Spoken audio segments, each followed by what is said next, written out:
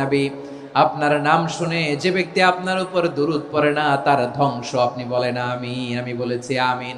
দ্বিতীয় ধাপে পা রাখার পর সাইয়েদনা জিবরাইল বললেন, ইয়া রাসূলুল্লাহ, মাতা পিতাকে বার্ধক্য অবস্থায় পেয়ে তাদের সেবা করে, তাদের সাথে সদাচরণ করে যে সন্তান জান্নাত কামাতে পারলো না, তার জন্য ধ্বংস। আপনি বলেন আমিন। আমি বলেছি আমিন। আবার মিম্বারের তৃতীয় ধাপে ঠিক যখনই আমি পা রাখলাম, সাইয়েদনা জিবরাইল বললেন, নবী, রমজান মাস পাওয়ার পরে এই মাসে ইবাদত করে যে ব্যক্তি নিজের গুনাহ মাফ করাতে পারলো না, তার জন্য ধ্বংস। আপনি আওয়াজ করে পড়েন আমিন।